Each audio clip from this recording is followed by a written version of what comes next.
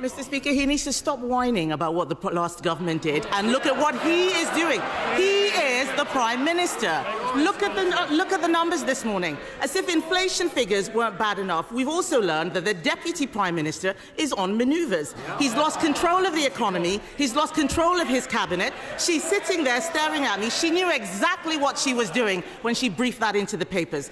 She is demanding, Mr. Speaker, 8 new tax rises, as if we haven't suffered enough.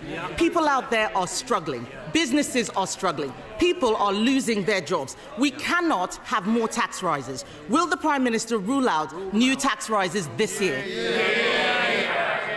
Mr. Speaker, she's not learned or changed. They lost the election because their appalling record on the NHS, on health, on prisons, you name it. And now she accuses everyone of whining about the impact that had on the country. It had a huge impact on working people across the country, and they're absolutely right to complain about it. She wants to talk about the Deputy Prime Minister. The Deputy Prime Minister, working with the Chancellor, building 1.5 million new homes, reforming our planning system, putting £7 billion into our economy, and bringing forward our employment rights bill, which is the single biggest upgrade to workers' rights in a generation.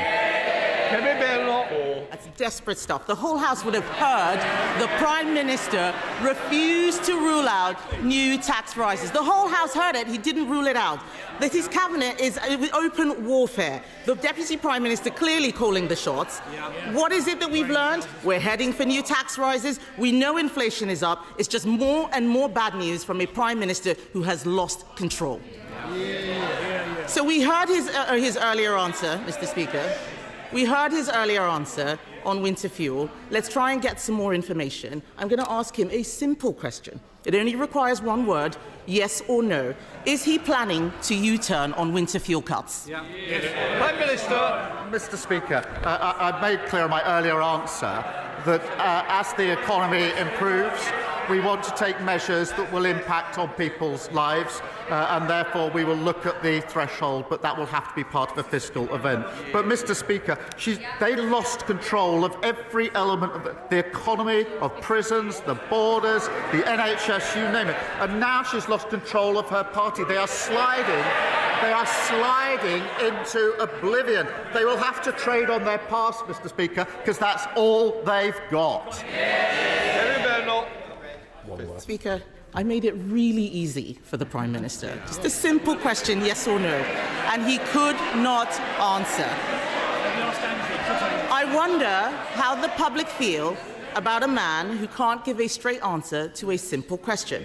And you look at all of them behind him, all of them cheering, when this inevitable U-turn on winter fuel comes, and it will, from a desperate Prime Minister, what will he say to the 348 MPs who went over the top and voted for the winter fuel cut last September?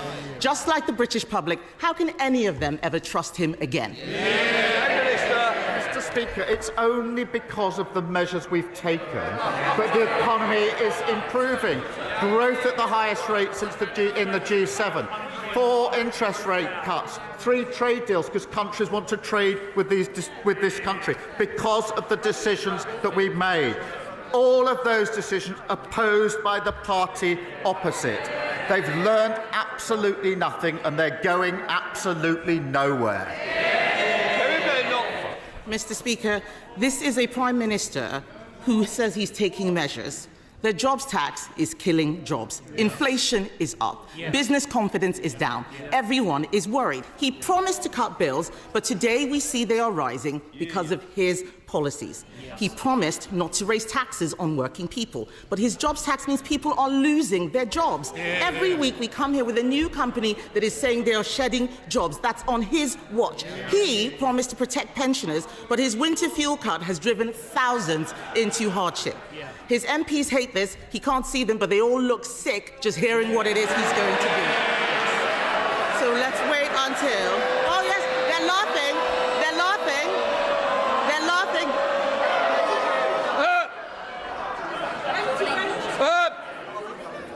I expect better from whips.